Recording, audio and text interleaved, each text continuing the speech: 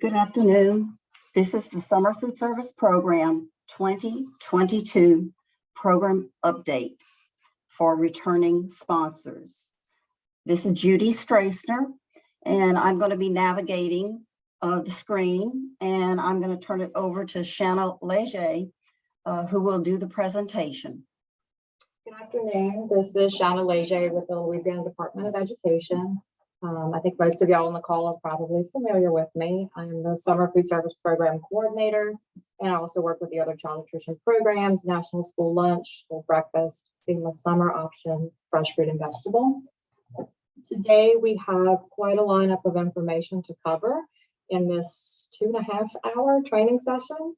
And we also have guest speakers with us today from the state agency, Louisiana Department of Health, who we're actually going to turn this presentation over to shortly and let them go over some things that they wanted to stress for summer 2022 in terms of the permitting and inspection process that must happen at every site that's going to be operating in the Summer Food Service Program. So we will go ahead and load up Louisiana Department of Health's PowerPoint presentation. Presenting today will be Ms. Alina Carlin with LDH, and Ms. Carol Newcenter will also be available to assist with any questions. So,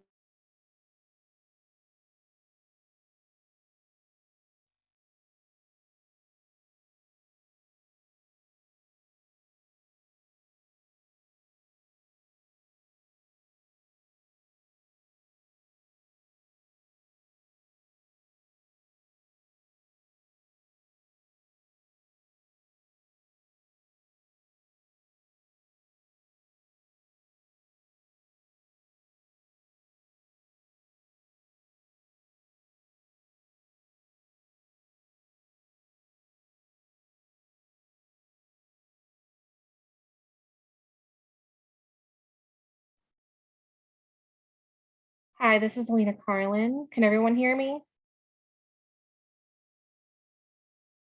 Maybe we can hear. This is Alina Carlin. I'm with the Retail Food Program for Louisiana Department of Health, and I'll be going over the Summer Feeding Program 2022 for Louisiana Department of Health's temporary permit.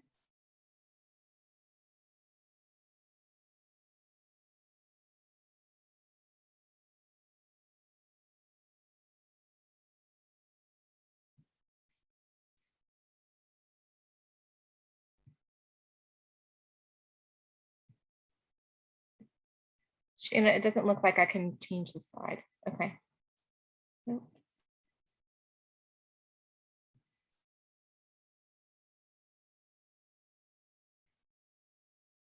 Okay. Shanna, will you be moving the slides? Oh. We're moving the slides over here for you. Okay. Can you go back a slide? Go back one more. Just go back to the beginning. I'm sorry.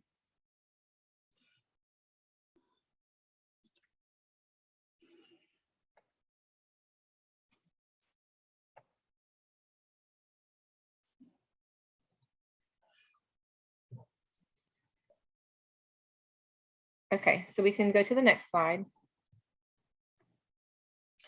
Okay, so summer feeding school service sponsors must apply for permits for each feeding and/or cooking site through the local LDH office.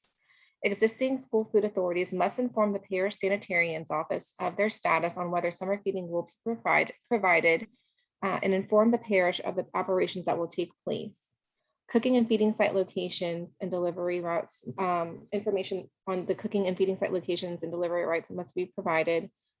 Also provide whether you're providing congregate versus non-congregate meals, single day versus multiple meals, who's providing the meals, and a plan for how food will be delivered safely. Next slide. Only schools that are part of the USDA National School Breakfast and School Lunch Program do not require an additional permit to operate. The congregate summer feeding site and/or cooking site must have an LDH permit to operate. If the school serves food at a different location, then they will need a permit at that other feeding site location, except for grab and go sites with no food holding overnight and no food preparation. Sites must have a Louisiana Department of Education approved sponsor, and the temporary permit will expire. Next slide. Title 51, Part 23 of Retail Food Establishments requires that anyone who sells or distributes food have an LDH permit to operate. The sponsor or site needs a LDH permit to distribute food. However, non-congregate grab and go sites with no food holding overnight and no food preparation will not be required an LDH permit for summer feeding. The summer feeding sponsor kitchen and site must meet the sanitary code requirements. That's the Louisiana Administrative Code, Title 51, Part 23, retail food establishments. That can be found at our website, www.eatsafe.la.gov. Next slide. There are different types of sponsors and feeding sites provided on this slide. I'll be going into detail of what those require. Next slide. Full service, the full service kitchen is any kitchen that prepares, cooks, and/or heats food to serve. These sites will be required to have a hand sink with hot and cold running water in all food prep and dishwashing areas, including soap and paper towels, a hand sink with soap and paper towels accessible for the children in the congregate settings. This is away from food prep areas, a 3-compartment sink for washing, rinsing, sanitizing, a grease trap. You must contact the chief building official in your parish for approval for the grease trap. Cold holding equipment and possibly hot holding equipment, depending on the menu. Soap, sanitizer, and sanitizer test strips for washing, rinsing, and sanitizing. A mop sink and a dumpster pad, and restrooms for staff and children dining at the site. Next slide. Satellite kitchens are kitchens where no food preparation or cooking takes place. Food is provided from a sponsor-run full-service summer feeding site or from a commercial kitchen with an LDH food and drug manufacturing permit. Utensils must be returned to the prep site for proper dishwashing and sanitizing. All food items must arrive on temp, and a log must be used to record dates, times, and temperatures of food. You must retain the logs for 3 years plus the current year as required by the USDA and Louisiana Department of Education. At satellite kitchens, minimal food assembly is allowed. With congregate dining, a hand sink must be available with hot water and soap and paper towels for children and servers to wash their hands. And restrooms for staff and children must be provided at the dining site. Next slide. Congregate feeding sites only have minimum requirements for feeding sites that must be met for a permit to be issued. The feeding site staff must have access to equipment and plumbing noted as available at the site. Children dining at the site must have hand washing facilities and supplies, and the permits must be posted at the feeding site for all days of service. The temporary permit will be issued for days provided by your sponsor. Next slide. Congregate dining outdoor sites. For these sites, no food assembly is allowed. All food must arrive as a packaged unit. Utensils must be returned to the prep site for proper dishwashing and sanitizing. Containers such as ice chests and cambros must be maintained clean. And a hand sink with hot water, soap and paper towels must be available for children and servers. And restrooms also must be available. Congregate dining mobile units are traveling food establishments. All food must arrive as a packaged unit. No food assembly is allowed on the mobile unit. The food package or plate must be assembled at the commissary. The safest meals for mobile food establishments are shelf stable. But if food is transported to sites that is potentially hazardous, the mobile unit must use Chemist Public Health Control. With this, the operator is required to have a written plan, keep logs, and discard all potentially hazardous foods at the end of the 4-hour allowance. And logs must be indicated on the food. Log must indicate time food was removed from temperature control and the time for discard. You must maintain the logs for 3 years plus the current year as well. Food should be labeled with the discard time. Only single service utensils and plates are allowed for mobile food establishments. For mobile food establishments, a commissary is required. A commissary is a base of operations. And it's an LDH permitted brick and mortar building where food is stored, prepared, and held at the appropriate temperature before delivered to the sites. A letter from the commissary is required. You must report to the commissary daily for supplies and cleaning services. And the commissary is provided for dumping and flushing liquid waste from the wastewater tank of the mobile food establishment. Liquid waste shall be discharged to a permitted sanitary sewage system. The servicing area must be kept clean and in good repair. Potable water servicing equipment must be installed to prevent cross-contamination, and potable water must be obtained from the commissary for hand sinks if applicable. The congregate feeding mobile food unit, it must have restrooms provided by the stop site. A hand sink with hot water, soap and paper towels must be available for children and servers. The site may add additional hand sinks with portable sinks for use by the diners of the congregate mobile unit. And if portable hand sinks are used, they must be filled with potable water. Wastewater must be discarded. The operator must include a schedule of the proposed times and address of stops on the route. So there's a difference between congregate mobile food establishments and non-congregate delivery vehicles. And just by the way, my understanding is that the waiver for non-congregate meals are going to end on June 30th. And then they will only be allowed for congregate meals from July 1st on. They can have congregate meals, however, the whole summer feeding period. So congregate mobile food establishments, again, children eat at the site. Louisiana Department of Health permitted, it's a Louisiana Department of Health permitted traveling food establishment that delivers meals to the feeding site. Food must be packaged at the commissary, and it's typically single service meals provided. And for these meals, time of public health control is only allowed. Discard times must be marked on the potentially hazardous foods. And children must wash hands prior to the meal at the site. Restrooms are required, Restrooms are required at the congregate mobile food establishment site. Now, non-congregate delivery vehicles are typically used for the grab and go or meal delivery to home situation. Refrigerated trucks or delivery or other approved delivery vehicles are used depending on the sponsor's plan for packaging and meals served. For these delivery vehicles, no LDH permit is required. They may deliver one-day meals or multiple days of meals. If they deliver one-day meals, then time of public health control or time and temperature control for safety may be used. But if they deliver multiple days of meals, only time of public health control can be used. I'm sorry, only time and temperature control for safety may be used. That means the food must maintain the correct holding temperature from the time it is left from the sponsor site or the cooking site to the time that it's delivered to the child.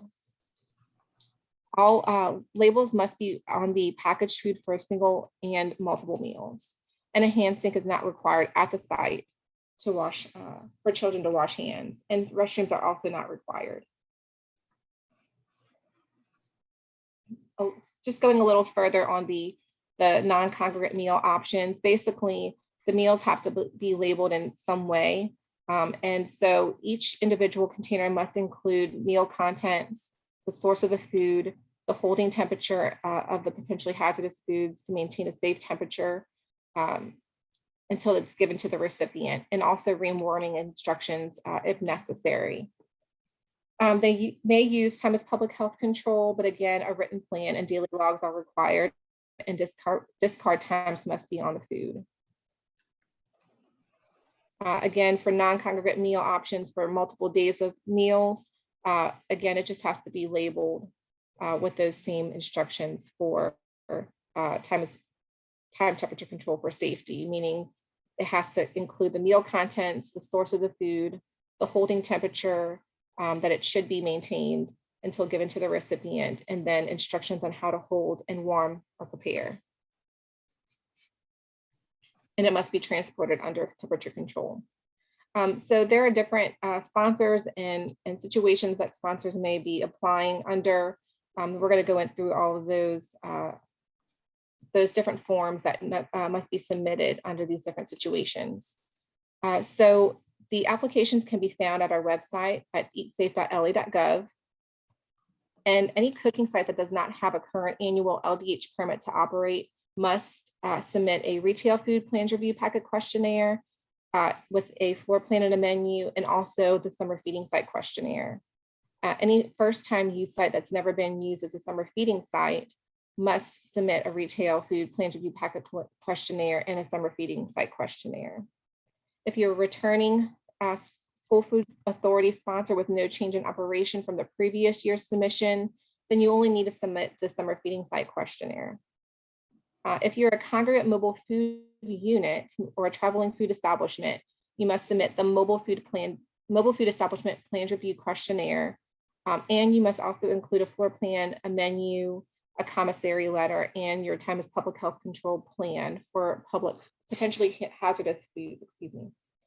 You also must submit a summer feeding site questionnaire and provide a list of site locations where children will eat the food. Where should you submit those questionnaires and plans? You should be submitting those to the local LDH office a minimum of 2 weeks before the summer feeding site service begins. Plans typically can take 7 to 10 business days for review and approval, and plans aren't always approved. So make sure that you don't wait until the last minute.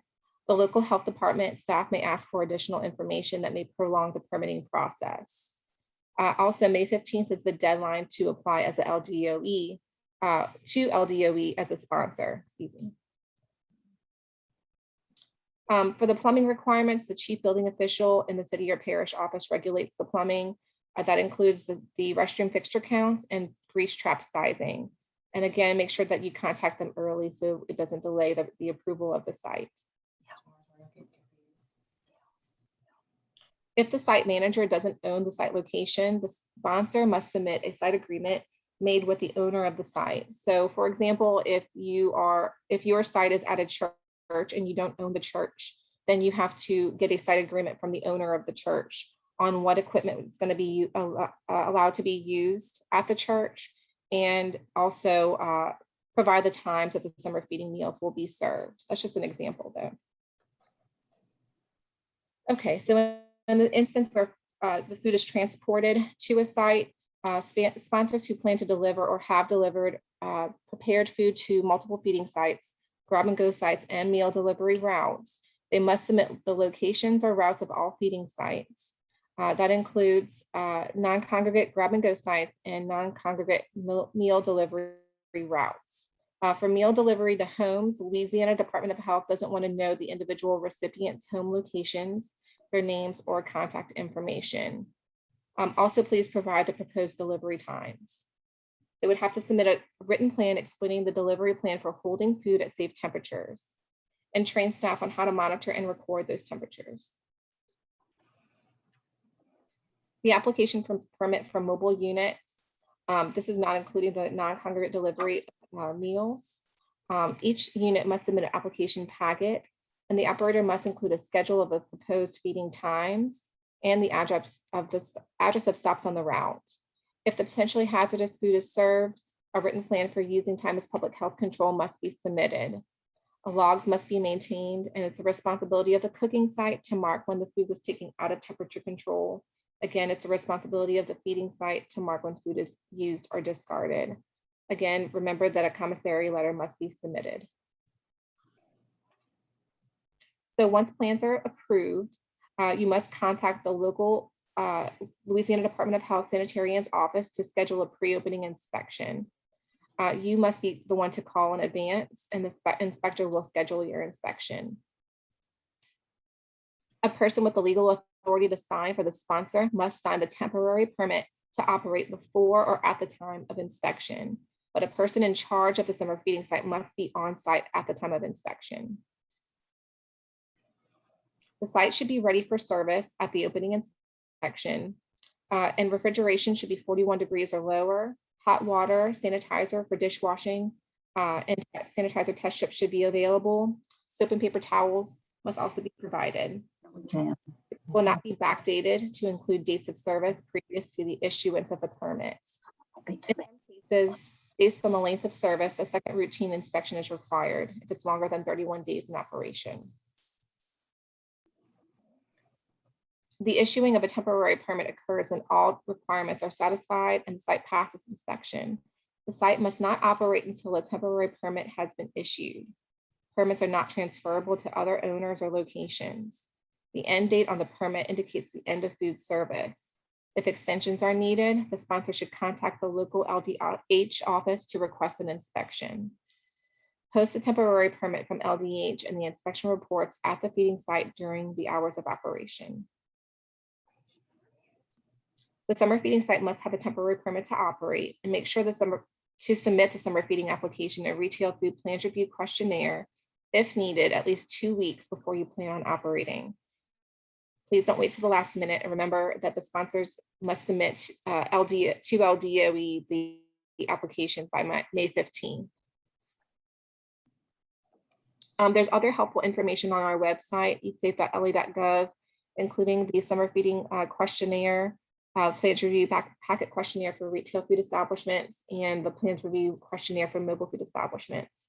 You may also contact the local LDH office for the summer feeding site questionnaire. Not every LDH office has a clerical staff, so remember to contact the office before stopping by to ensure someone will be there to help you. My name is Alina Carlin. My contact information is provided on the slide, and my supervisor is Carol Newsetzer. Her contact information is also provided, and if you have any questions, feel free to ask.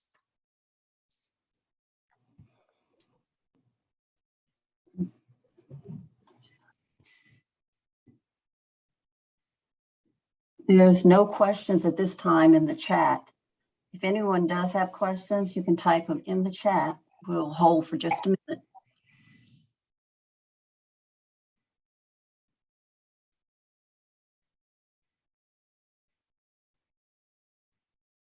Oh, and I do want to mention for a moment, I forgot to mention this, based on the waivers that will be provided until June 30th. So again, the non-congregate feeding sites for grab and go and meal delivery to homes will be ending June 30th. If you are planning on switching from non-congregate to congregate after July 1st, then you may submit 2 applications to cover the varying meal options. So just making sure I mentioned that. Regarding the congregate feeding and non-congregate, Shanna is going to be going over that in detail further in this presentation. Right.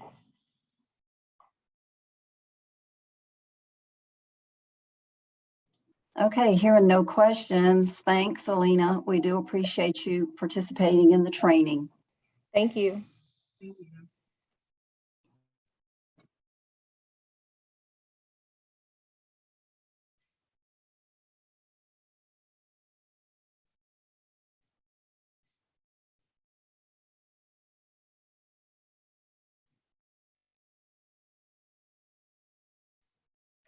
Okay, so it's Shannon Leger again, and we're going to turn it back over to the Summer Food Service Program, Louisiana Department of Education piece of the training. So today, this training is for returning sponsors. So probably really didn't need to put all these acronyms in this particular training, but we do tend to use acronyms very often in our speaking and in our writing. So I just want to have a couple of slides with some references just in case you get kind of confused about some of these acronyms that are used throughout. You can go to next.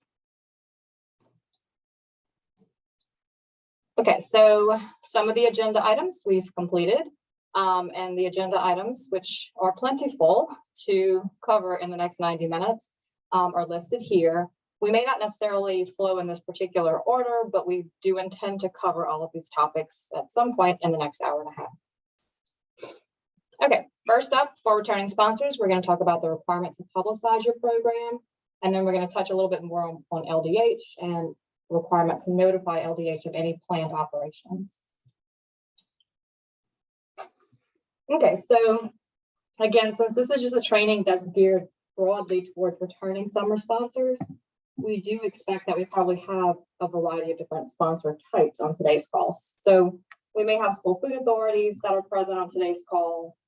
We likely have private nonprofit organizations such as churches, boys and girls clubs, YMCAs, and we possibly may also have government-based or university-based sponsoring organizations. So some of the slides may not touch on every sponsor type, but I tried to do my best to distinguish when I was talking about one particular group versus everyone.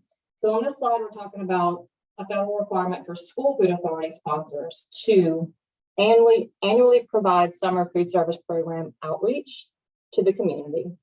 So if you're on the call, you probably are planning to host a summer food service program, in which case you plan to provide outreach regarding your program.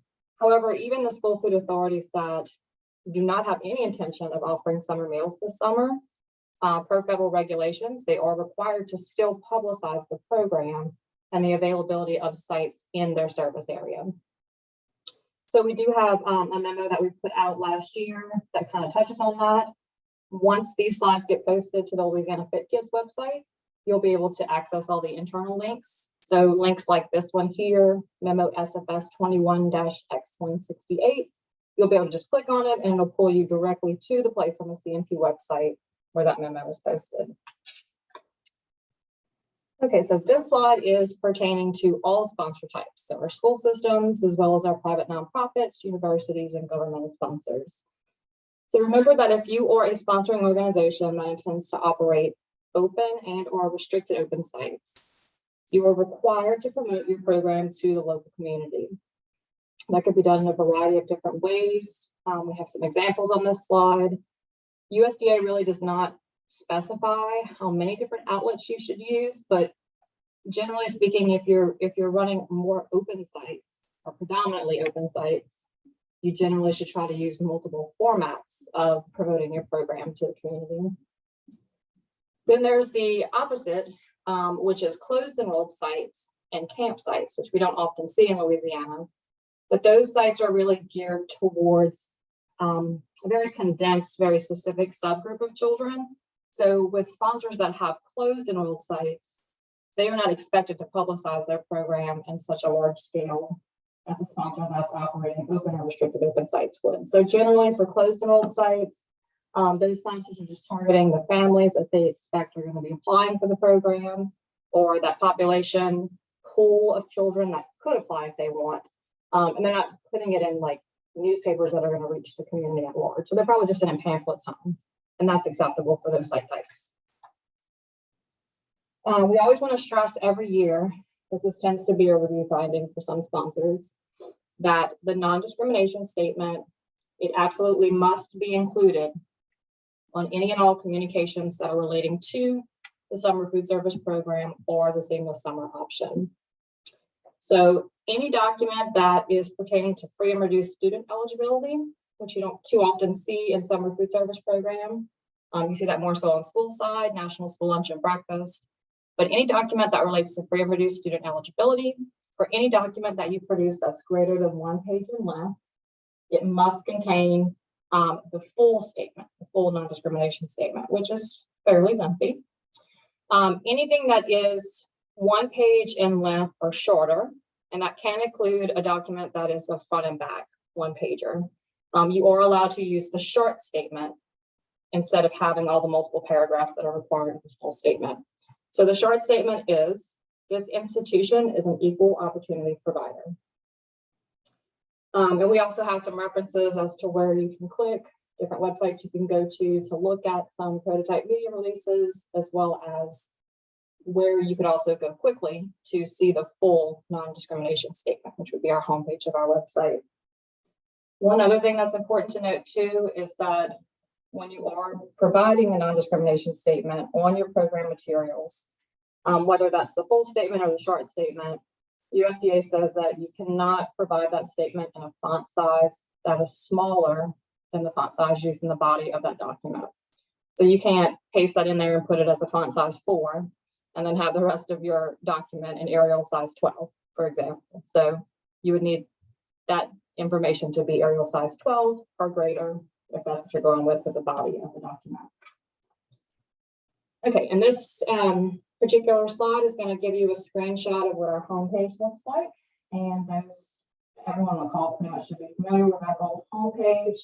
And we do always maintain the most current full non-discrimination statement below the login area on our homepage. Okay, most of you are probably also familiar with this feature that we have on our website. It continues to be a feature that's going to be available to returning sponsors, as well as to new sponsors once they get online access. So the letters feature, again, is an option that you can access under the purple summer feeding tab. On the left-hand side in purple, if you go under your applications, you will then see an option for letters. And there are 3 different prototype letters that will appear there. So once you have completed your current year application, that's going to contain all the facilities you plan to serve, and it's going to contain your sponsor level application with the budget, anticipated reimbursement. The moment that you submit it, you can then access this letters feature. So it has to at least be in submitted state. It doesn't necessarily have to be approved by us yet, although ideally it would be best to pull it after it's been approved. But once you submit your current year application, you can then access letters, and you can click on the prototype media release, and you will select the one that is applicable to your program. So the one that says media release -enrolled, that is specifically for sponsors that are hosting 1 or more closed enrolled sites in their program. And the one that says media release open, that is specifically for sponsors that are hosting a program that has open and or restricted open sites.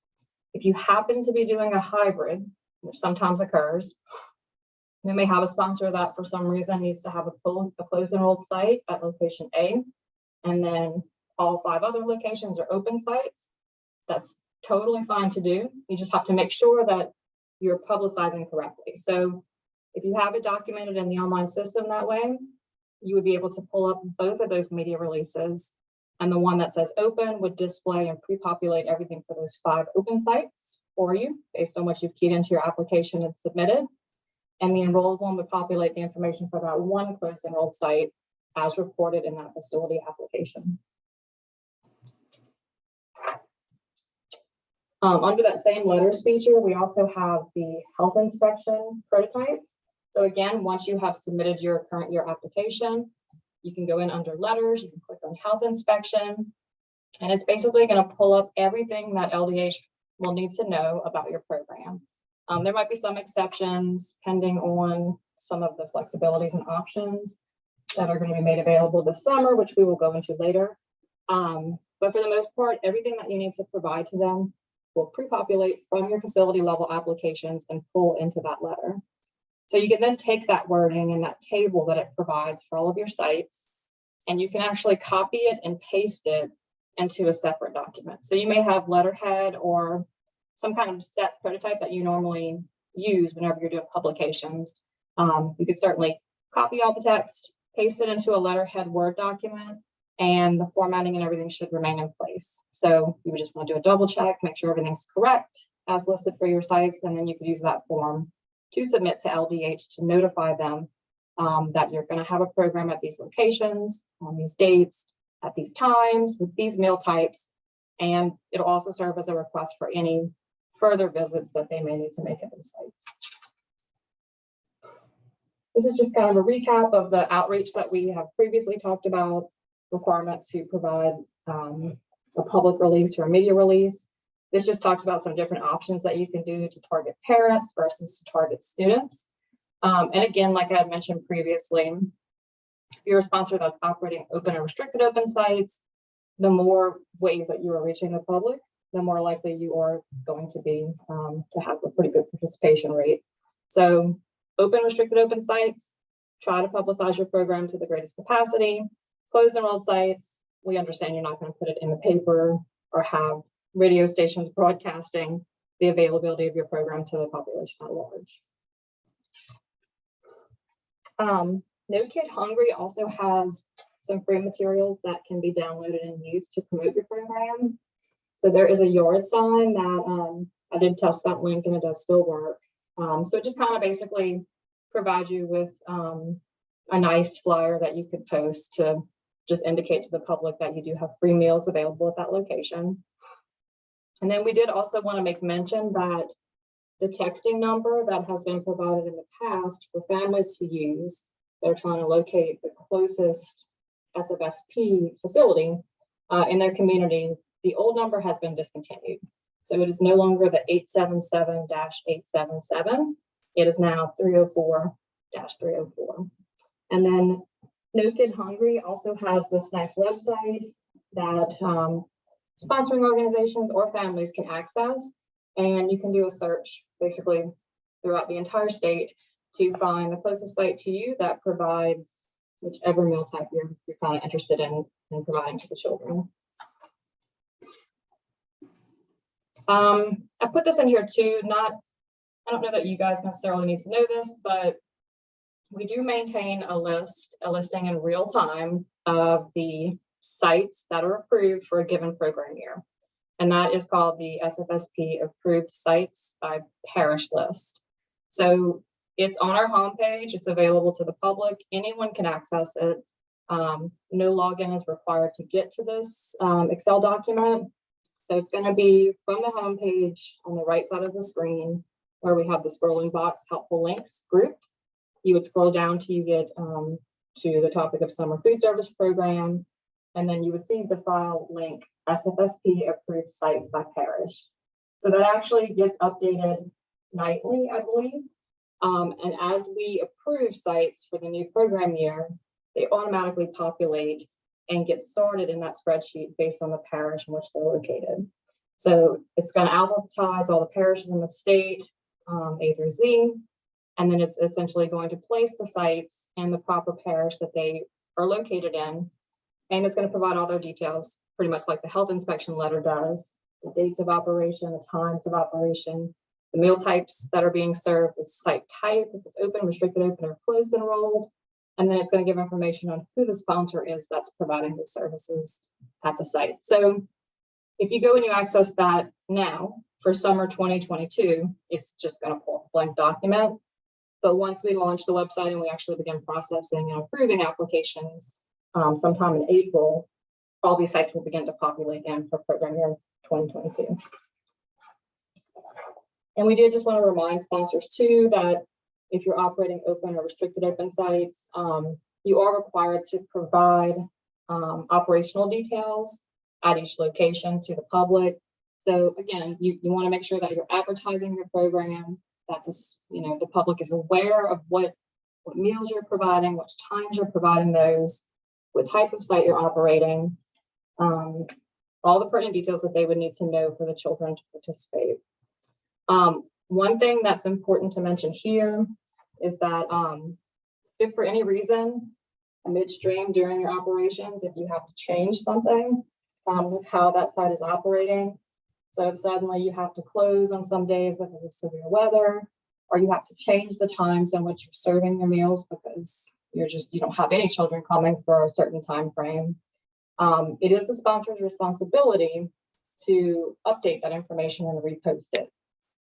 So anything that changes with your program midstream, you want to make sure that you republicize that to the participants. And of course, you have to notify the state agency and complete a revision through the online application to actually get approval to change whatever you need to change for that site. In terms of what we would expect to have posted at each site that's in operation, to be posted on site in a publicly visible location, we do expect to see the Injustice for All poster.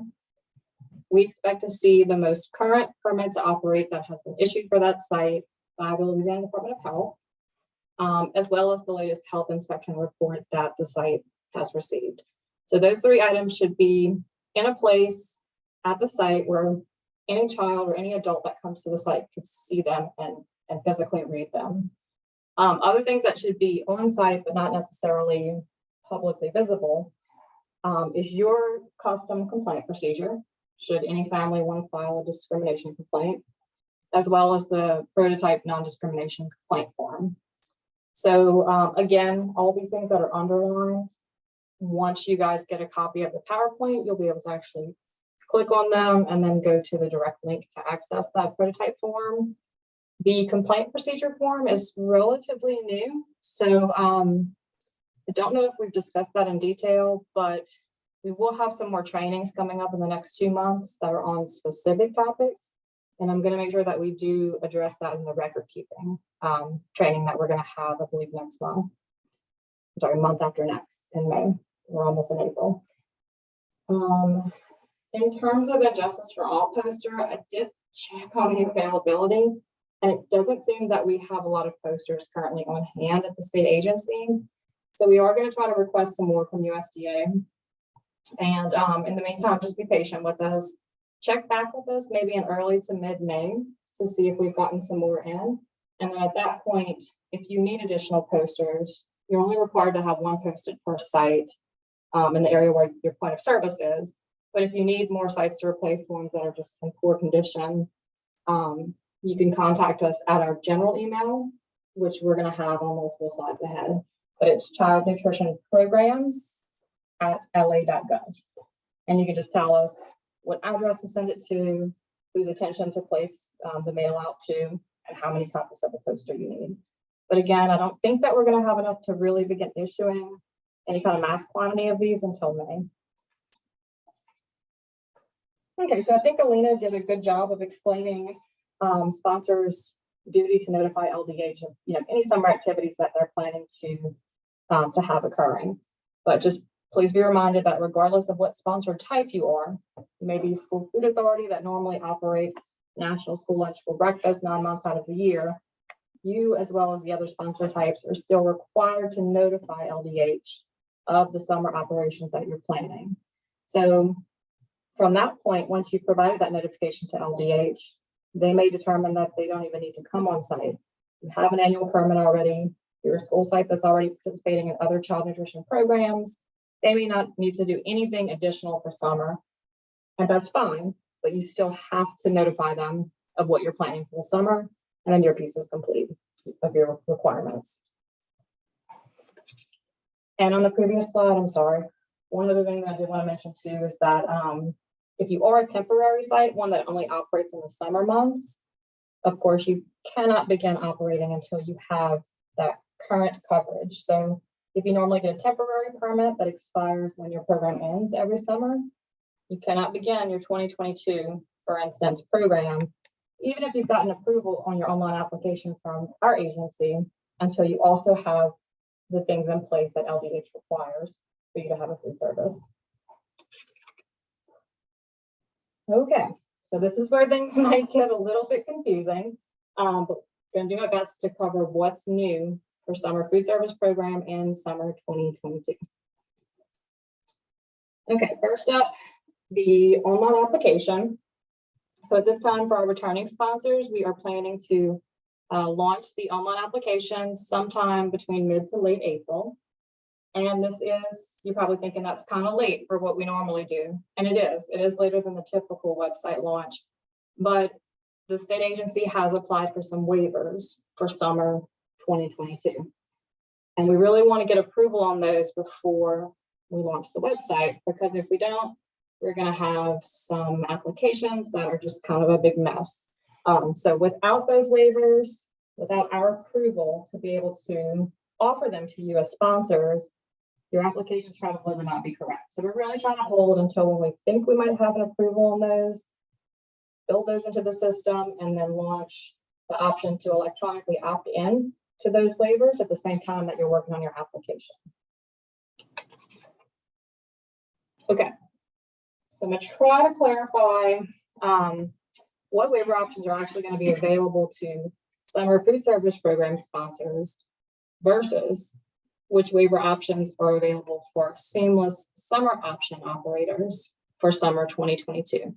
USDA did make it pretty complicated in terms of when things expire and which programs are applicable for. And I think that I did probably confuse LDH trying to explain that because it's really confusing. So in terms of the non-congregate feeding that was discussed in LDH's presentation, Non-congregate feeding is not going to be an option at all in summer 2022 under the summer food service program. So in the months of May and or June, it's not an option. July 1 and beyond, it is not an option. Right now, the non-congregate feeding option, which would allow the curbside pickup, multi-day issuance, grab and go, home deliveries, all those types of things, it's only available on school side. So it's available through waivers that have already been granted to the state agency up until June 30th and not beyond. So any school system that chooses to operate a summer meals program and they decide to go the route of seamless summer option, they will have the option to do non-congregate feeding in the month of June. That is only under the seamless summer option program. Seamless summer option, it's a lot of S's. Seamless summer option is only an option for school food authorities. Other summer sponsor types, such as governmental, university-based, or private nonprofit groups, they cannot sponsor the seamless summer option because it is an extension of National School Lunch and School Breakfast, and those sponsor types are not eligible to participate. So school systems have to make a decision as to what direction they want to go in for summer 2022. Yesterday, we talked at length about the seamless summer option, and that presentation will get posted soon to the Louisiana Fit Kids website. And then today we're talking about the summer food service program option for this summer. But we're going to talk more about the waivers in the coming slides. I just wanted to really stress that non-congregate feeding, not an option whatsoever at this time for Sfsp 2022.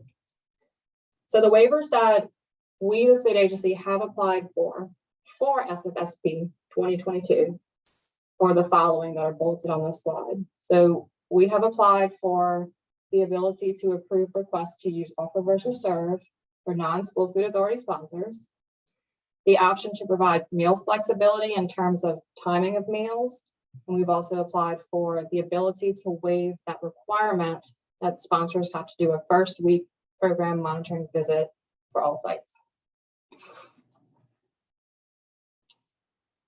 And I think I've probably said this in my very lengthy spiel about waivers, but basically the state agency has applied for these 3 waivers. USDA national office has to approve them. Then they turn them over to our region, Southwest region, who then provides the state agency with notice that we have or have not been approved for these waivers. And then once we get that approval notice, which we're hoping we get for all 3 of those, we will notify sponsors of their availability. We will build them into the online website. And it is there through the CMP website that sponsors will request to opt in or opt out of those various waiver types that are going to be offered, hopefully. Okay, so we're now going to go over each of those waiver categories in a little bit more detail. Waiver option number 1, use of offer versus serve for non-school food authority sponsors. So as things stand now, if we get approved for this waiver and we offer it, but you choose to not opt in, you choose not to request to be approved to use offer versus serve, then you would have to understand that you would have to offer the menu as it is required for that meal pattern, and every child would have to take a complete meal. They couldn't choose to decline anything unless you have approval to use offer versus serve through a waiver. So without that approval, you'd have to offer each child all 3 components that are required at breakfast, and they'd have to take all 3 components that are required at breakfast. And then you would also have to offer all 4 components and 5 items that are required at lunch and or supper, and the children would in turn have to accept all of that. Sometimes exceptions can exist, such as when we have diet orders from the child's doctor or physician assistant that indicates that that child must have a food substitution due to like an allergy, for example. So there's a diet order on file that says child cannot have cow's milk. Appropriate substitution is 100% fruit juice. That would be an exception to this rule. But generally speaking, without approval to use the OVS waiver, if you are a governmental, university-based, or private nonprofit-based summer sponsor, you would have to offer and kids would have to accept all of the menu. So if we're just going to assume that the state agency is going to get approval for all three of these categories. Let's just assume that we get approval for offer versus serve. We then provide that waiver option to the sponsors. And if you request it and get approved for use of offer versus serve, you can then apply it as you need to. So just because you opt into the waiver, you get approval to use offer versus serve, does not mean that you have to apply it to every meal service that you're offering or that you have to apply it to every site. Probably would be best to be consistent if you're going to offer it for lunch only, to do that at all sites, just so your staff's not super confused. But you do have the option to apply it as needed. So if you don't want to do offer versus serve option at breakfast, but you do want to do it at lunch, you can indicate that in your online application, page 3 of each of your facility level applications that are presented to you. But we need to know very clearly how you intend to apply it. So if you do get approved for that waiver and you want to do it at breakfast and lunch, that's what we would expect to see in your online application, that you've checked offer versus serve and you've indicated you're doing it at both breakfast and lunch at every site that's offering those meals. And then again, we just want to remind y'all that offer versus serve is never an option for a snack. You always have to meet the meal pattern and the kids always have to take the full offering. So the meal pattern says that you have to offer at least 2 components. And so there's nothing that kids can decline with snack. They have to take what's offered. Please be reminded that if you are approved to utilize the 2022 offer versus serve waiver as a sponsoring organization's administrator and or coordinator, you are responsible for ensuring the following. You have to ensure that the online application reflects exactly how and where offer versus serve is being utilized, like I indicated on the previous slide. We need to know which meal type or types it's being applied to and at which sites. You absolutely need to make sure that site level staff are trained on use of offer versus serve. They need to know which meal it's being applied to, and they need to know how to recognize whether a meal is reimbursable under that option. So for sure, you need to have a set plan on how you're going to proceed this summer in terms of use of offer versus serve or no use of it. And whatever you decide, you need to make sure that, I mean, you have to train your staff annually regardless, but you need to make sure that you stress that point to all staff, that they fully understand if you're using it or if you're not and how to use it. And then of course, the menu that's being offered to all eligible children would still need to contain all of the required components in the minimum specified quantity, with one additional requirement for breakfast. So remember, if you are choosing to do offer versus serve at breakfast, normally the meal pattern requires that you give 3 component offerings on the line, make that available to the children. But if you're doing offer versus serve at breakfast, you're required to add something extra to give children the option to decline one of the offerings. So that could be 1 additional full serving of fruit vegetable, or 1 additional full serving of red grain, or you could add a meat alternate to your breakfast menu and at least a creditable amount of 1 ounce. So essentially you have to offer them 4 options at minimum for breakfast offer versus serve, and then children would then have the option to decline 1 if they choose to. They cannot leave the line with fewer than 3 selections or that meal is not reimbursable. Okay, there's a lot about offer versus serve. We're going to move into waiver option number 2, and that is meal service timing flexibility. So without an approval to use this waiver for summer 2022, the following would apply to all sponsors, regardless of type, including school food authorities. So anyone that is operating the summer food service program this summer that does not request and receive approval for the meal service timing flexibility, they would be held to certain lengths of time that they can serve meals for.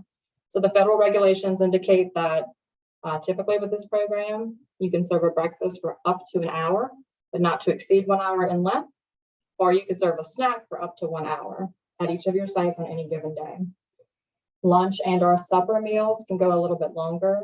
The regulations allow up to 2 hours of meal service for those meal types at any given site on any given day.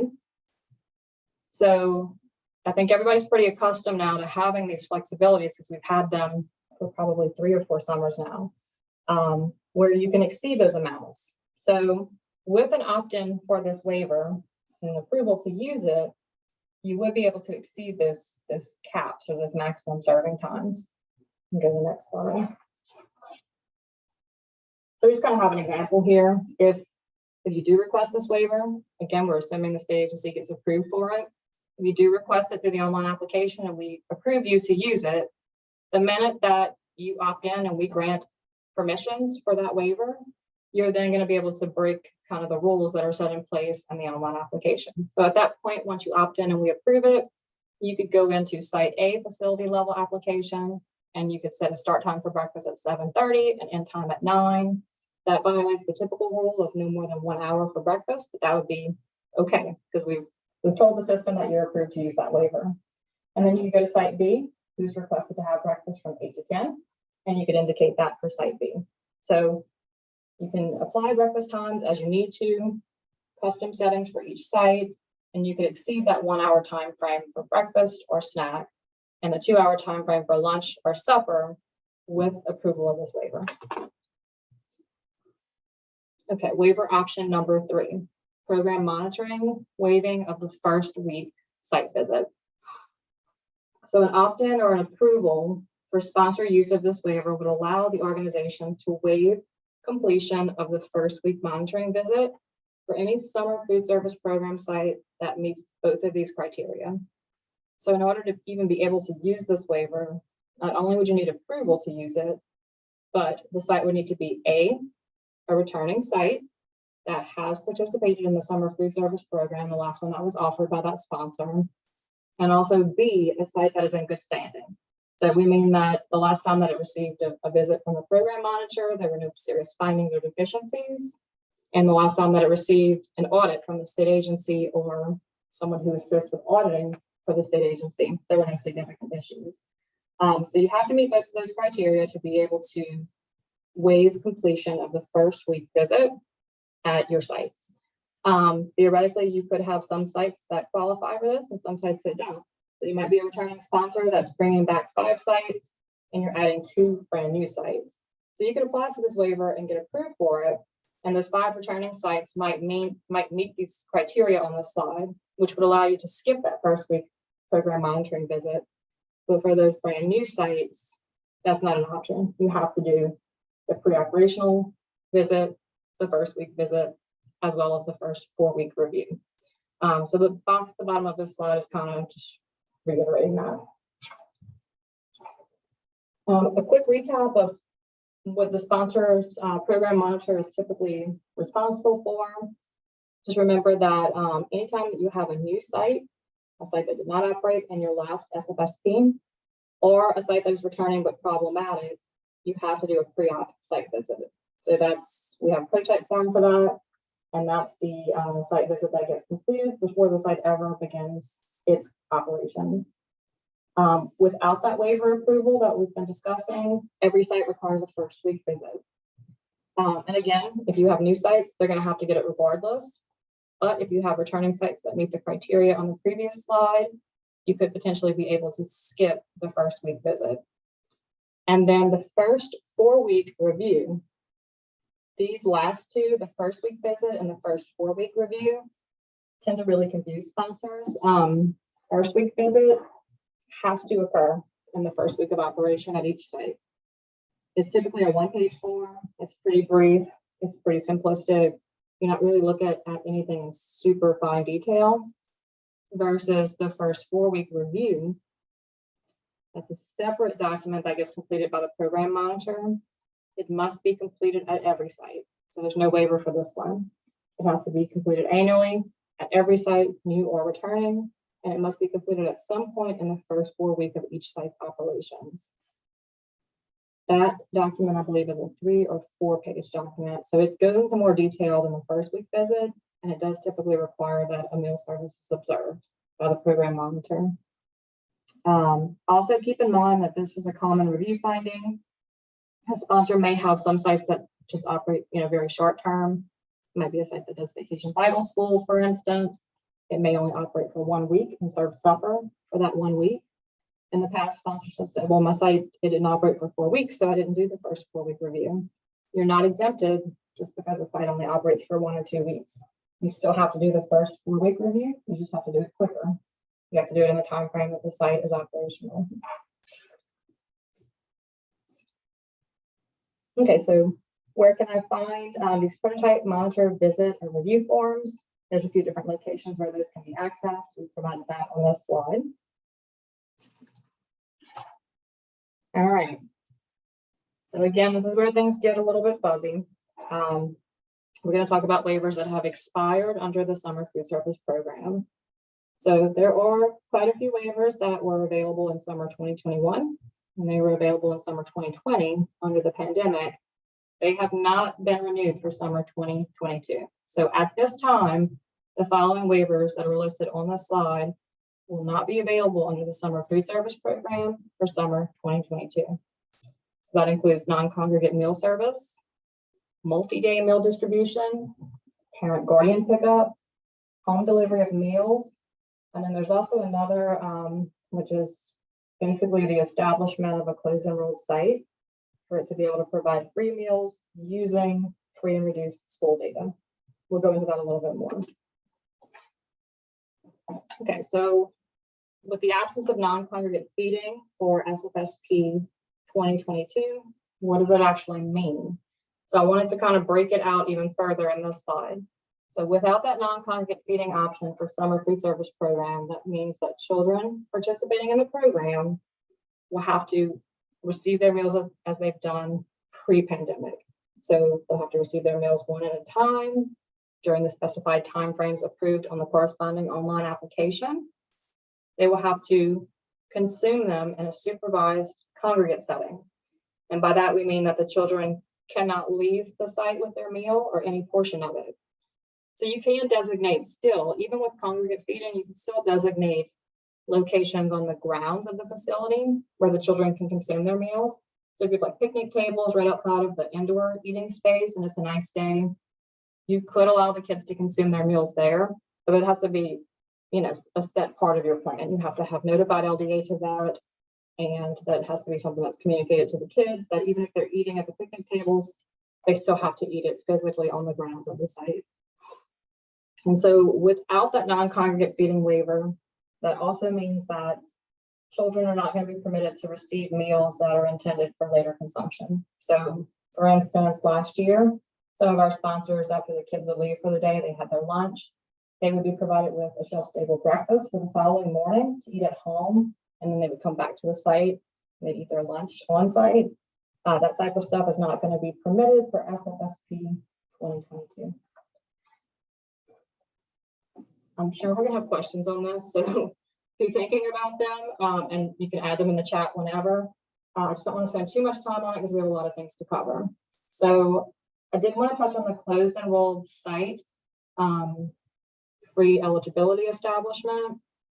So without us applying for that particular waiver this summer, which we did not, we did in 2019, but we did not this year, sponsors are going to have to designate, if they choose to operate a closed enrolled site, what data they're going to use to make their site free eligible as a closed enrolled site. So there's two different data sets that sponsors can use. They can use sponsor derived data or state agency derived and provided data. So under option A, sponsor derived data, I'm checking the time. We're talking about actual current free and reduced data for the kids that are going to be enrolled at your closed enrolled sites. So a lot of school systems may not even have that data readily available.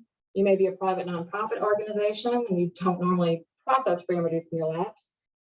It could always be requested through some type of data sharing confidentiality agreement from the school system, but there's no guarantee that they're going to furnish that type of data to you. So we do also have the option where we, the state agency, can provide you with some school data in your online application in a drop down, but we can't use free and reduced school data. We can only use data for school sites that are participating in community eligibility provision. So you may not even have to worry about sponsor derived data. You may still be able to do a closed enrolled site and you're using the data that we provide to you in your online application.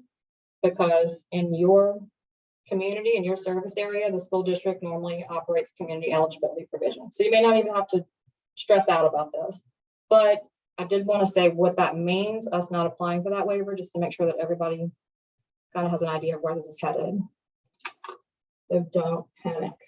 That's the number one thing. If you're considering having close enrolled sites, and again, you've got sites where you have something happening on site where families are enrolling their kids to be there, and you have a set population that you're expecting from day to day. You are not publicizing your food service to the community. You're not accepting children from the community to come in for meal service. You're only serving those kids who are enrolled to physically be there. So if you are certain that you're going to want to have close enrolled sites, don't panic. You can always contact me and we kind of talk it through. We can see what parish you operate in. And I'll have a pretty good idea just off the top of my head, probably, if you're going to have any issue with establishing it by using that CEP data. So I think we're going to be okay in Louisiana, but a lot of people did panic in 2019 when they heard about this closed enrolled eligibility thing. So I just want to make sure that we didn't. Okay, we're about to go into a Q&A section. That's really just going to touch on a bunch of different topics that I think we need to stress today as just reminders. Allowable meal types. So again, the question is, what meal types may be served by a facility or a site under summer food service program over the summer months? I think everybody on the call is familiar with this. All of our common site types, open sites, restricted open, and closed enrolled, are allowed to do a combination of up to 2 meal types per day, per site. You don't have to do 2 meal combinations. You could just offer lunch daily, for instance, at some of your sites. Or you might consistently just want to do breakfast and lunch at every site across the board. The first check mark bullet is kind of an indication of which meal types are available to select from, with sponsors being able to couple no more than 2 of those types together per site. There is one exception, one combination that is not allowed at any given site, and that is the lunch and supper combination. So you could do lunch and PM snack, you could do breakfast and lunch, you could do PM snack and supper. You can do all sorts of combinations, but you cannot couple lunch plus supper at any given open, restricted open, or closed enrolled site.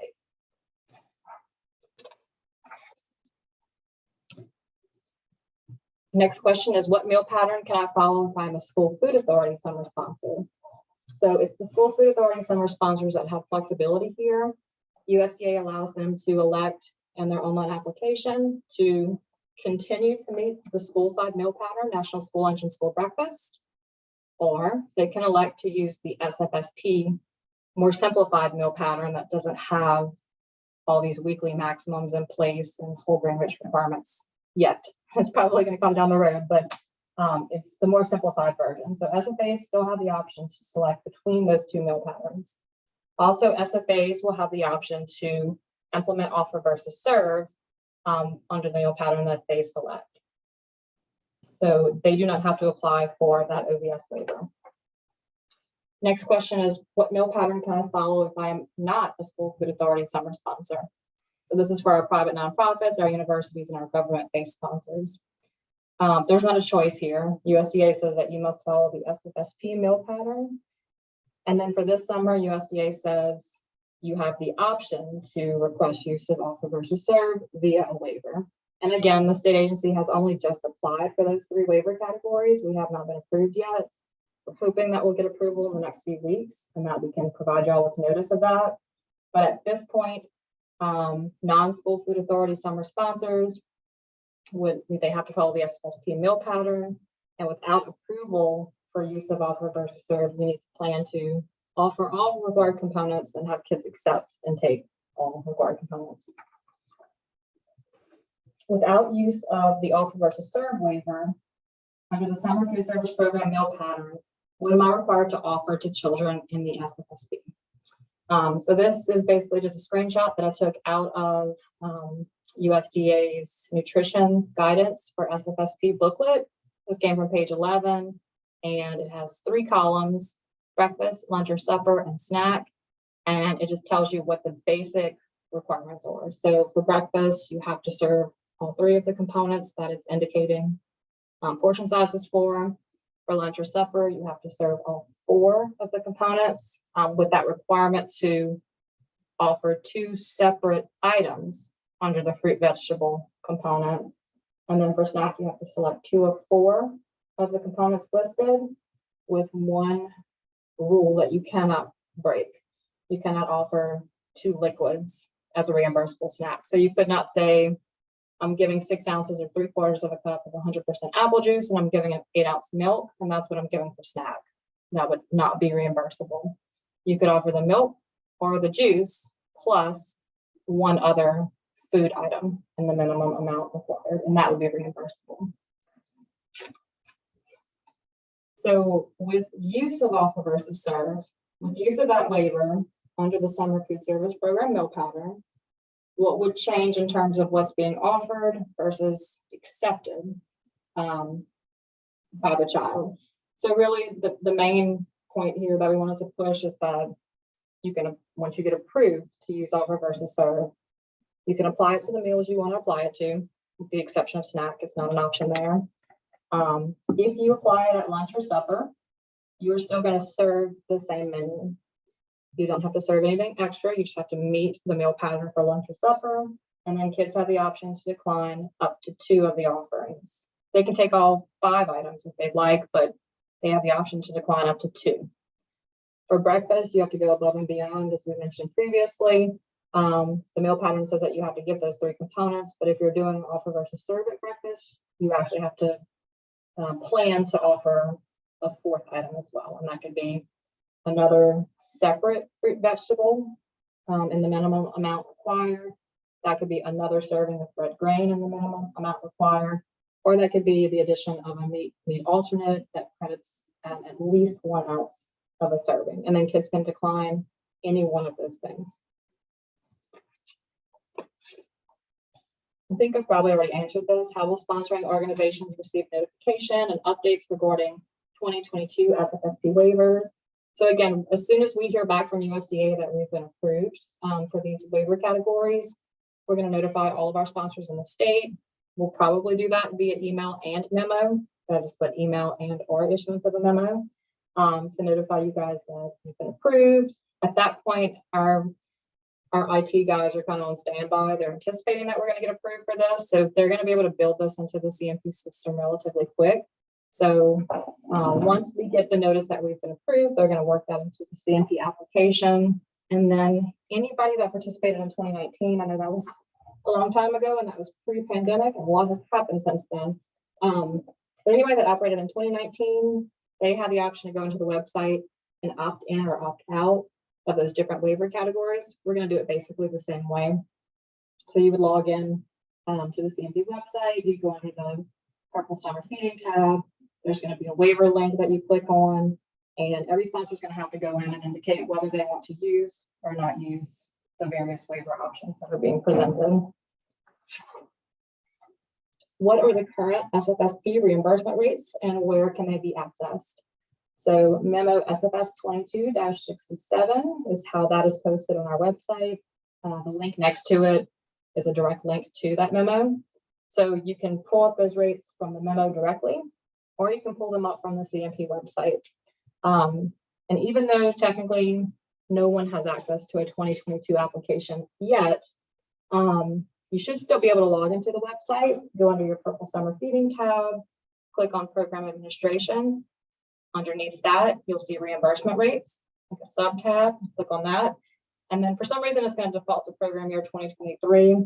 You want to select the drop down, change it to program year 2022, and it will display what's displayed here on the slide on the right-hand side. Of course, under summer food service program, we're actually reimbursing you at those combined rates. So I did want to indicate those on this slide. And remember that the combined rate, whether you're going to get the high versus low reimbursement, is based on the meal prep that you are providing at each of your sites.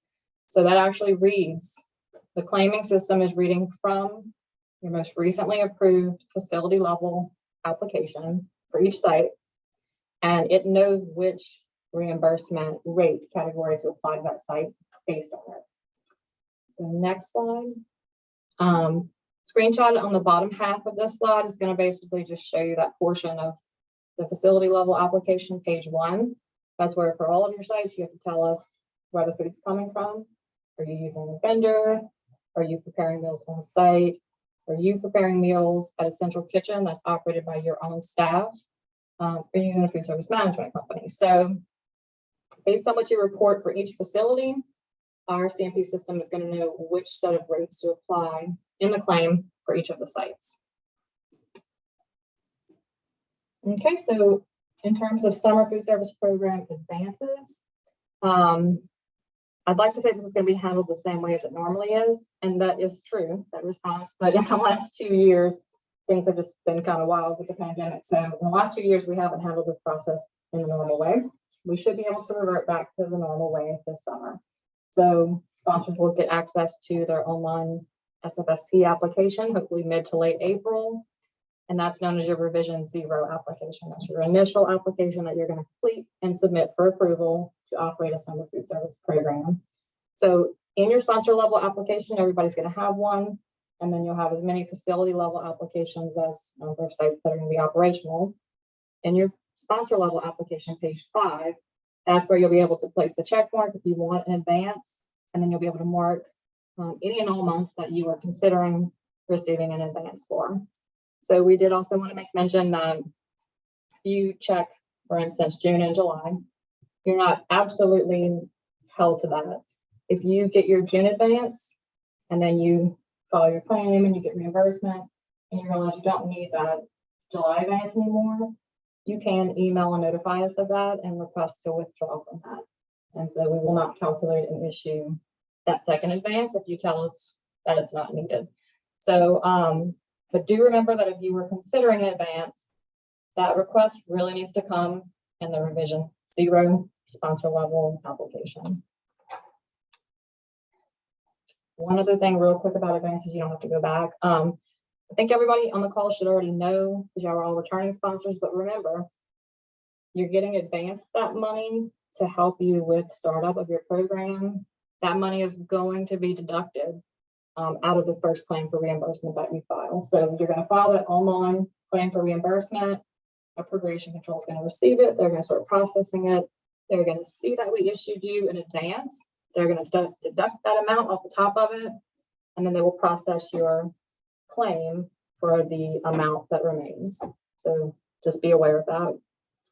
Our next question is, will claims be combined this program year? For example, a combined May-June claim. And what about entry of meal data? Will this be by day or by month? So to answer the first question, no, claims will not be combined in any capacity this year. So we're going to separate out the claim periods, regardless if you have 3 days of operation under Sfsp in May and 20 in June. You're still going to have a separate May Sfsp claim, separately entering data and having that processed for June. So you will have one distinct month represented in each claim for reimbursement.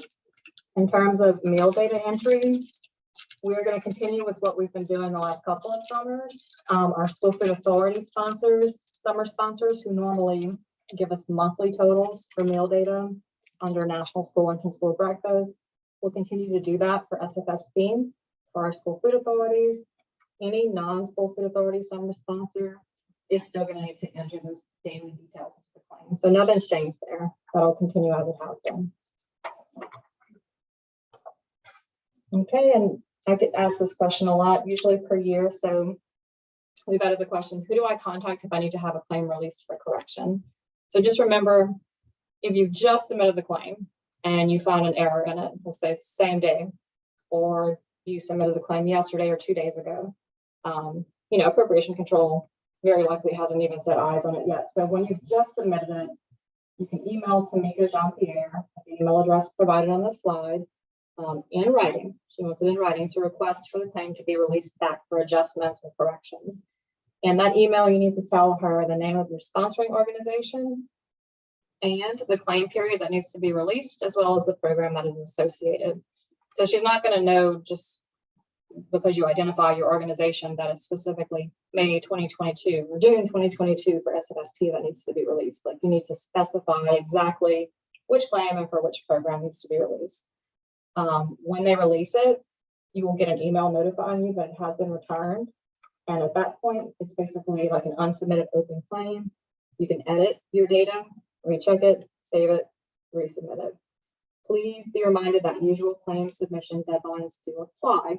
So if you've waited until day 59 to submit your claim, you submit it and then you realize there's an error, you need to contact LDOE Appropriation Control ASAP. Because if you request to get it released, and it's released that same day on day 59, and then you don't get to it for another 5 days, you've missed the claim submission deadline. Your submit access has went away after day 60, and you basically have missed out on getting payment for that claim period. So your 60-day claim submission deadlines still apply here. So just be wary of that. Okay, this one's a little tricky, so I added this question in here as well.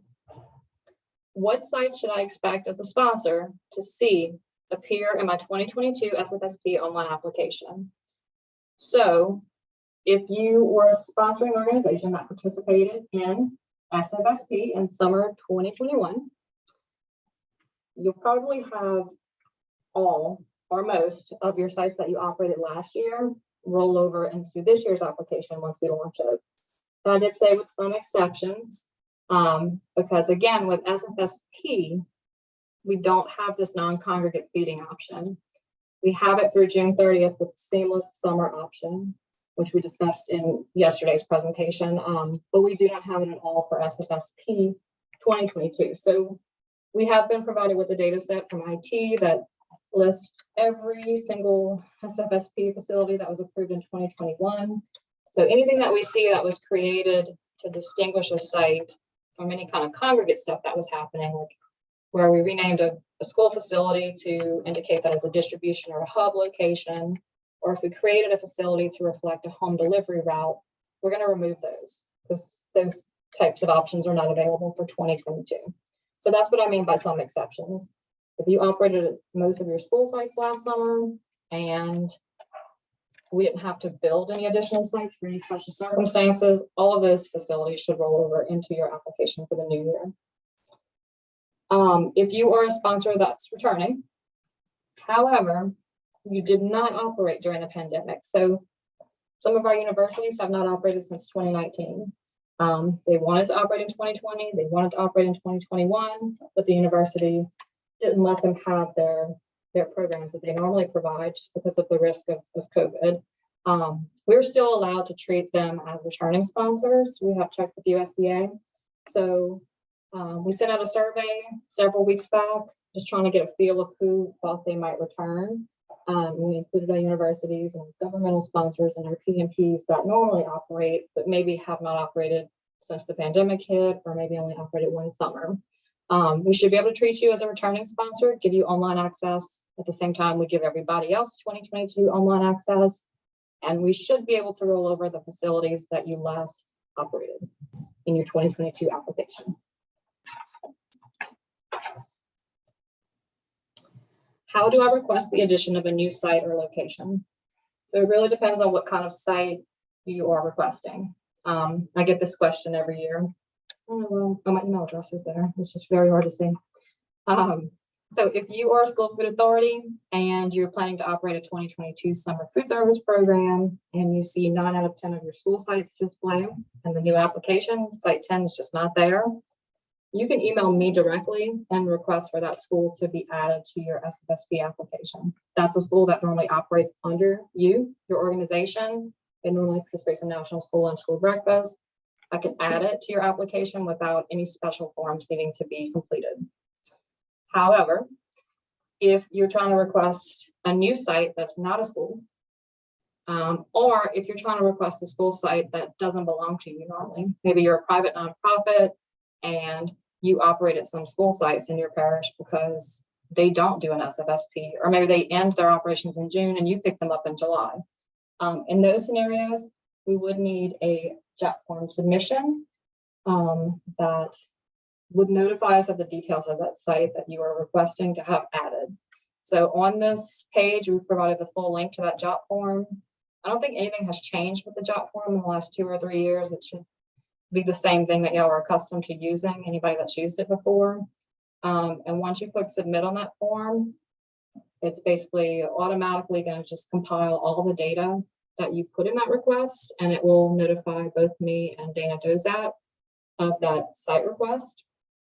So for any new site that you're requesting, it's not going to be added, even with the submission of a JOT form, until we know that it holds a current permit to operate. So we do need proof of that. If you have it at the time of your submission, you can attach it in the JOT form. If you do not, you can put a comment indicating that it will be emailed as soon as it's received. And then once we receive that permit, we should be able to finish the process of adding it. Also, sometimes this gets forgotten. When you're completing your JOT form and you're requesting for a site to go under your organization, please be sure that you identify your organization in that JOT form. So there's an area where it's asking about the sponsor to operate the site or who's maybe operated it in the past. We want to indicate that you are East Baton Rouge Parish School System requesting YMCA XYZ to be added under your operations. Okay, moving on to reviews. What time is it? 2:30. Okay, so just a little quick recap or just an FYI about reviews for summer 2022. At this time, we do have CN Resource scheduled to conduct all of the summer food service program and seamless summer option reviews that will be scheduled for summer 2022. CN Resource staff have been notified of all of these summer food service program trainings. I don't think anybody was able to be on the one for today because of a conflict in schedule, but CN Resource staff that typically oversees the summer review schedule or conducting of reviews for us, they will be on all of the remaining Sfsp trainings, as well as some additional trainings that we're going to be having in April and in May on specific topics that we want to stress for Sfsp. So just be aware of that. We're in the process of creating the review schedule now. It's not complete yet, and we actually just received some notification, I think it was last week, on some flexibilities that USDA is going to give to state agencies regarding the ability to skip some Sfsp and or seamless reviews if that sponsor, fell in a certain position in the administrative review schedule. So I was thinking we were going to have a pretty large review schedule since this is year 3 of our 3-year cycle for summer feeding. But with that flexibility that USDA just informed us about, I think I'll be able to remove some sponsors from the lineup. And then once we have that finalized, of course, we're going to post the lineup on the CMP website, and we'll send a memo to notify sponsors that that has been produced. Nothing's going to change in terms of how many sites are going to be reviewed for an Sfsp review. Federal regulations say that we must review at least 10% of the total number of approved sites for that program year. So that'll still apply. If you're a small sponsor and you have 2 sites that you normally operate, of course, 10% of 2 is less than 1 site. However, you will still have to receive a review of your administration. So that's your sponsor review, plus review of a meal service at least 1 site. So everybody's going to have at least 1 site visit. Everyone will have a sponsor level review. Some sponsors may have more than 1 site visit based on how many total sites are operational. So this summer, we are planning on having a hybrid review occur for summer food service program and or any seamless summer option reviews that happen. So the site level component of the review is actually going to be conducted on site. So CNR staff will be in touch with anybody that's on the lineup to receive a review. They're going to schedule with you a time for them to physically report to the sites that were selected for review and observe a real live meal service. It's been a while since we've done that, but it'll be kind of like the old operations, how we used to do Sfsp reviews.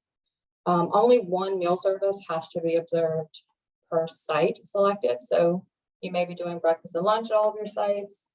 You may have 19 sites in total. CNR selects 2 to visit. They may hit breakfast at site A and lunch at site B and have both site observations knocked out in 1 day with 2 different staff members, or maybe 1 staff member if the sites are closed. So just be aware that the site level component of the review is going to be physically on site. Someone's going to report to the site. Whereas the sponsor level component of the review is going to be a desk audit. So you will ultimately get a request to submit certain things to CNR for them to review it in order to be able to complete that sponsor level review. And that's going to happen towards the later portion of the summer. So on-site site observations are going to occur in June, with some likely happening in July if the sponsor is still operational then. And then the sponsor component is going to happen, the sponsor review component is going to happen sometime in July or August. So after your sites have been visited. In terms of what we are using to review you, really nothing has changed. So the sponsor level review instrument and the site level review instrument, they're still posted to our CMP website. Anyone can access them. You don't even have to have login access to get to them. We have direct links to each of those on this slide. There's really nothing that we're changing. So last year when we did this presentation, we talked about some new questions and some edits that we did to reflect non-congregate feeding and those types of things. I don't think we need to remove them because it was just some additional things to document if we needed. And I can't think of any questions that we need to add at this time. We do plan on separating out one section just because it's caused a good bit of confusion over the past summer or two. So in our instruments, the way that they're set up now, we really don't have much space to put review comments or reviewer comments. So last summer, for instance, if there were things that the reviewer felt like they needed to add additional comment on, such as like the racial, ethnic form not being required last summer, there really was nowhere else to put that because that's just a checkbox area. So in the summary of findings, the reviewer would indicate that racial, ethnic form not completed, but not required per USDA memo blah. So there were just additional comments that were put in summary findings, so there was really nowhere else to put them. And that confused some of our sponsors. They were thinking that that was like findings and things they needed to respond to. So we do plan to break that out, to add an additional section before summary of findings that's just reviewer comments, leaving the summary of findings strictly for that, for deficiencies, problems that were found during the review that are going to require some type of corrective action. Other than that, review instruments should remain the same. To help you prep for your review, or just in general, if you feel like you're kind of rusty, maybe you haven't done SFSP for a couple of summers, or simply on account of the fact that some of these flexibilities have been taken away that were available the last 2 summers. Anybody that feels like they could benefit from some one-on-one attention and training from the state agency can certainly request for a technical assistance visit. So you would want to email our general email address, childnutritionprograms@la.gov, to request it. And if you can in that request, please indicate some, multiple dates that you might be available for that, because staff schedules, they fill up quickly, especially with, I think last summer we had 150 plus summer sponsors. So that's a lot of sponsors throughout the state. So the earlier you can get these requests in, the better. Ideally, we want to do these TAs with you before your program begins, but realistically, we may have to do them in the first few weeks of the program. But give us multiple dates where you might be available before your program begins so that staff can schedule that with you. And just be aware too that anybody that's prospective new, we're going to schedule TA for them. And anybody that's returning that had corrective action that we said we'd follow up on this summer, we're going to schedule a TA with you as well. So just kind of be on the lookout for state agency staff to contact you by phone, by email, to start scheduling those. Okay, so we have 20-ish minutes left. The next portions of the training really are just kind of like a recap of things that we should all know as returning sponsors. So I'm not going to go over the slides in exceptional detail. I just want to remind y'all of certain things that are required and certain things that are optional. So again, a lot of sponsors don't even want to hear this. If you're an SFA, you probably don't even want to hear this, but production records are highly recommended, but not required in the SFSP. Daily meal count records, something that supports the number of kids that you fed at each site per meal type, absolutely required. And satellite account forms, you may not be satelliting meals from any location to any satellite sites. You might be clicking on site at every location. So that would not be applicable to you. But if you are transporting food, you must complete satellite account forms. Here's an example of a production record for Sfsp. They have their own prototype, but most of our summer sponsors that are doing production records are school systems, and they already have software for that and their own prototypes. Daily meal count form. I think y'all probably will remember those that have participated the last couple of years. We've developed an additional daily meal count form. So in memo 20-47 on our website, that is the Sfsp forms booklet. And it actually has two different versions of the daily meal count form in it. Sponsors can use either or both. One is the USDA prototype, which captures 150 pages on page 1. And if you have the next slide, USDA's prototype also has an additional attachment if you need to go beyond 150 meals at a site. So page 2 will capture another 100 children. So it'll go up to 250 meals issued at that site. So USDA's daily meal count form caps out at 250 meals. I think it's the next slide. No, I'm sorry. Ours caps out at 620 meals. I think we do have an example of that coming up. Don't know why I didn't put it here. Here's an example of a completed satellite account form. I just wanted to show what one would look like if it was completed for, is that pre-plated? Yeah. Okay. All right, next few slides are very wordy. Not going to cover all of this, but you will at least have it at your disposal if you can think of some questions later. So some of the things that you would need to have on file at all times to support your program are these bulleted items on this slide. But know that if you're getting a review, a lot of these things are going to be requested up front. I put an asterisk next to first week visits because you may be a sponsor that requests that waiver. You may get approved for that waiver. You may only have returning sites, all of which are in good standing. Therefore, you would be exempted from having to do the first week visit. And then in terms of racial ethnic data form, last summer, there was some confusion or ultimately, USDA made the decision that they were not going to be required for summer 2021 because of the way that this data was being collected. So in 2021, we put this requirement on hold. I'm not aware of anything that's been communicated from USDA recently regarding this. So if they're required in summer 2022, we would be checking to make sure that this is completed at least one time at every site before operations end for the summer. But as of right now, I'm not certain that that would be required for summer 2022. Of course, we always need you to have records that support your food service costs. And these are some examples of what might be applicable for you.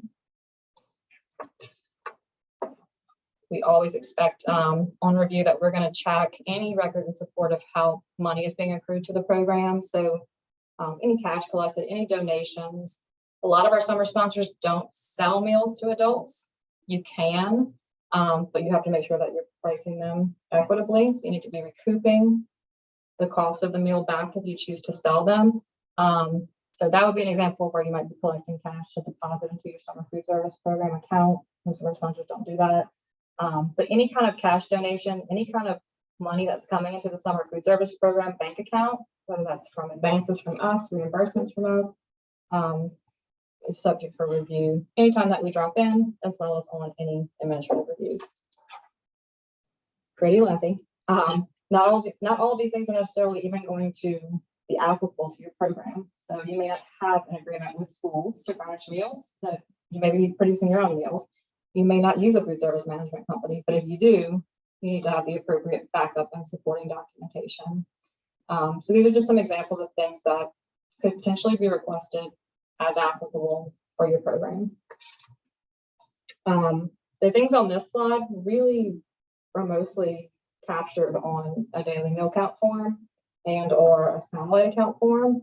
So we'd mostly be looking at those records that have for dates past to make sure that you're documenting those things. Okay, we're going to move into common summer food service program review findings. These are always issues.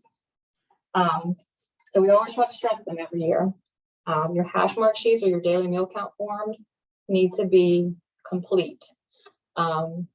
Way too often, these are reviewed and they're just not finished. Either there's a signature missing or somebody started marking off children and then quit somewhere along the way and then put a total number of 100, but there's only 50 hash marks. So please make sure that you train your staff well at the site level on how to properly complete a daily meal count form. We are going to have a separate training on record keeping in May. And I'm actually going to have those dates at the end of the presentation so that y'all are aware of those separate trainings and what topics they're going to be on and what days. But just know that we're going to have an in-depth training on record keeping in the Sfsp. Another issue that we've had in recent years is sponsors are not using our prototype daily meal count form. And so therefore they're not capturing required elements that are normally, on our daily meal count form prototype. So an issue that we've had with that was, I think with like the grab and go that we've had in past years, with these flexibilities that USDA has given, clickers were used, or the sponsor was not serving any kind of like second meals or adult meals or anything like that. They were just in the business of feeding kids and doing it quickly because there was such a need during that time. We don't know as state agency reviewers what your procedures are, or that you don't serve adults, or that you don't give second meals. So our prototype daily meal count forms do capture that kind of information, and we normally would expect to have a 0 reported there if you're not serving second meals, if you're not serving program adults, non-program adults.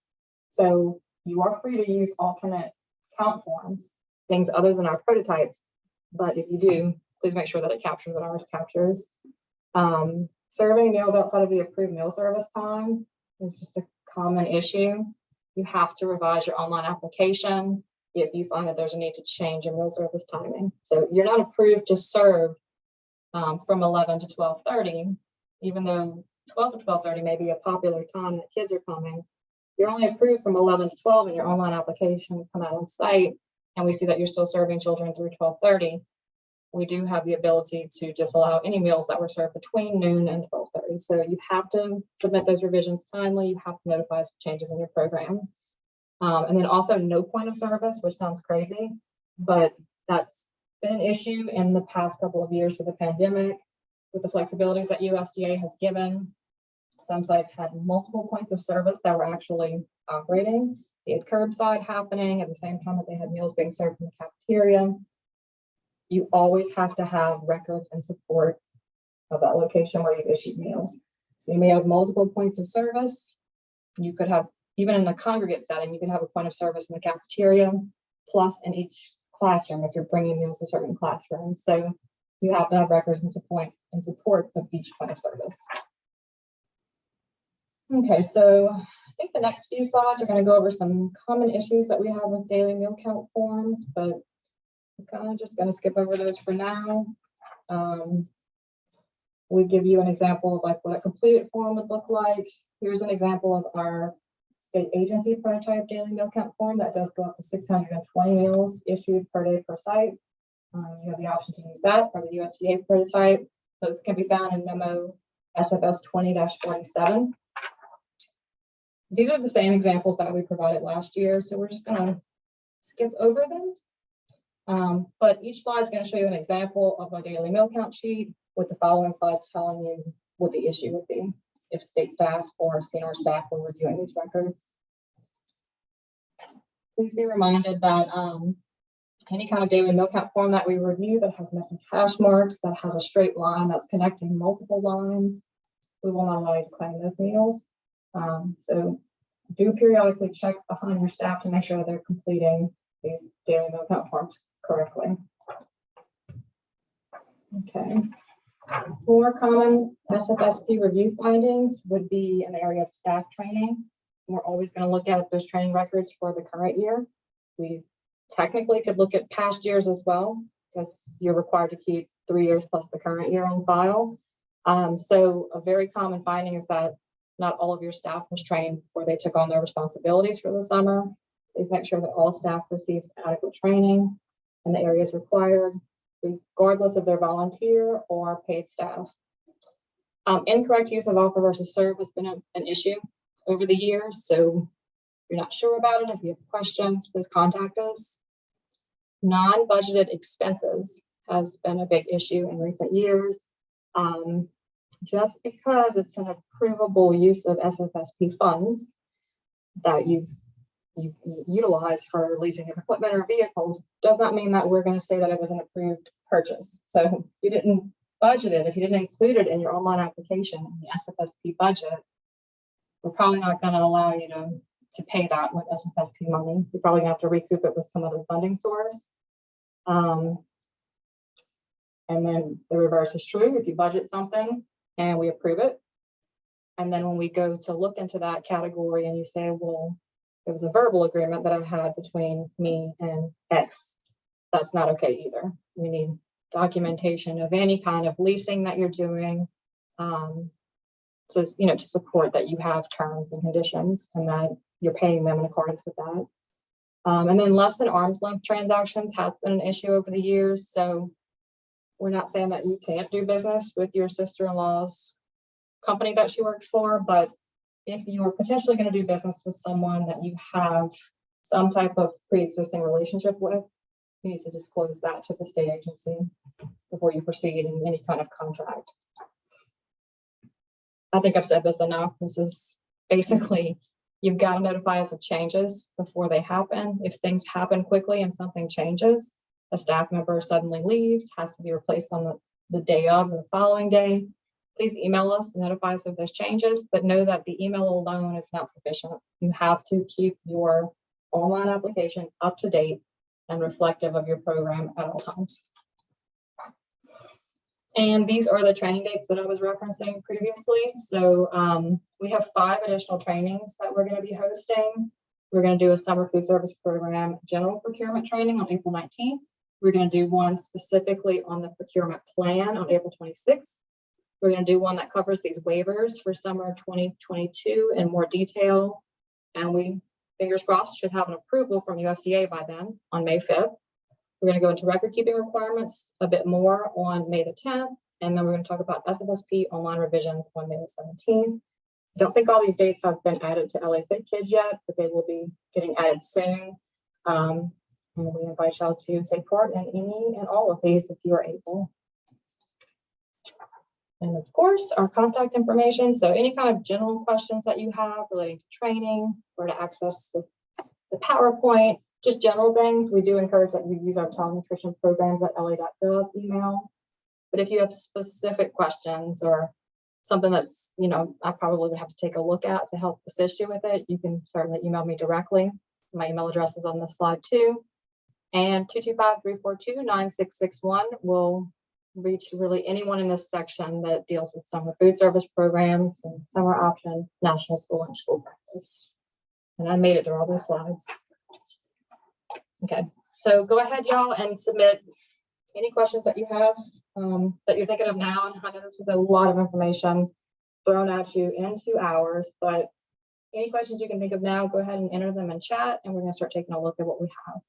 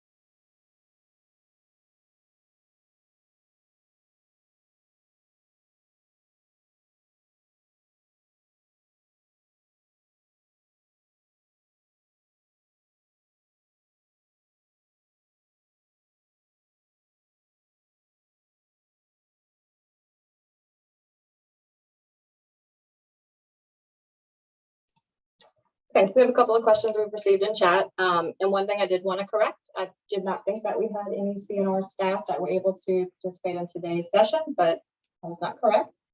So we do have Shannon with CNR who did participate in today's session. She's going to play a major role in the SFSP and SSA review process for summer 2022. Again, we have not finalized that review schedule or even finalize the lineup of who is going to have to receive a review, but we're working on that. We should have that available in the next month. We did have a question in regards to electronic software for summer food service program participants. I can't really give too much detail at this time, but I can say that we are at the state agency, we are working with a software company to be able to, in time, make a software available for summer food service program sponsors that would be under a license that the state holds. So it would be available to sponsors at no cost to them. And that would allow them to capture their menus, to document expenses to the program, to be able to do a lot of electronic, you know, in the field-based things, to be able to do clicker counts and record it in the electronic software, to be able to do these types of things from smartphones and tablets. So we definitely are working with a vendor right now, with a company that we do think we're going to be able to eventually give that information to Sfsp sponsors and offer that service free of charge to them. So that's in the works now. We're going to test it or pilot it with a few sponsors this summer. We haven't contacted all the sponsors yet that we'd like to be in that pilot. But just know that some will be testing out the software this summer. We're not going to be ready to make it available to all summer sponsors this summer, but quite possibly by next summer. But we'll have to just kind of wait and see. Somebody posed a question on whether the program would pay for grease traps and septic tank cleaning. Anything that's like equipment, anything that's startup or required to pass an inspection typically is not allowed in summer food service program funds. So when it comes to actually purchasing things for the facility that are going to stay there at the facility and live beyond the length of the program or the life of the program for that year, it's generally a no. And routine cleaning and things like that could possibly be allowed. So I don't know who posed that question, but if you could email me directly and kind of give me a little bit more detail, I can respond to you. But services, as long as you have a service contract, prorated things, like paying a portion of an electric bill or utilities, as long as you have a contract that, you know, discloses how you're being charged and what portion you're paying, it appears to be fair and acceptable, the amount that's being paid out of Sfsp. Generally, those things are allowed, but purchase of equipment and purchase of things that are going to be part of the facility long-term are not allowed with Sfsp money. I also had a question in regards to state agency approval date versus effective start date or start date reflected in the online application. And I normally preach this every year in training, and I don't think I even said it this time, but please be reminded that we need some lead time. If your program starts June 1st, please don't submit your initial online application for your sponsor level app and all your facilities on June 1st for the first time, and expect for us to have it processed, first level reviewer, second level reviewer, make contact with you with anything we need to clarify, and have it approved by our director that same day. So we generally ask, please be kind, give us 1 to 2 weeks lead time with submitting that initial application, because if you get it in at a time where we are absolutely swamped, which really is May forward, we may potentially take a few days to be able to get to it. And technically we can remove all of those calendar days for days that have lapsed since we were able to actually process it and get it approved. So please give us lead time. Just because you submitted on day of does not mean that we're going to be able to approve you all the way back to that date. If there are any other questions, please type them in chat.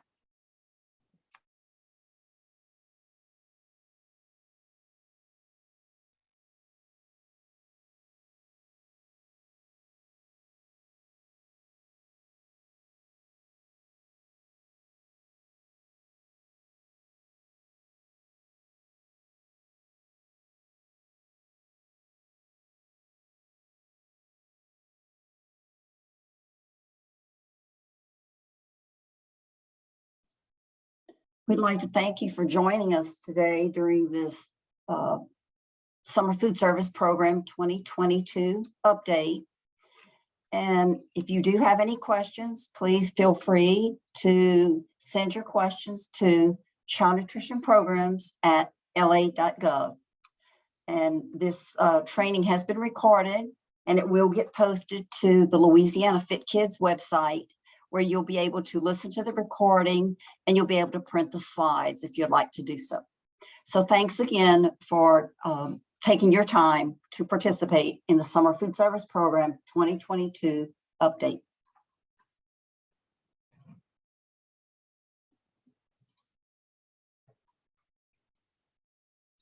There's something we have to do to let the record.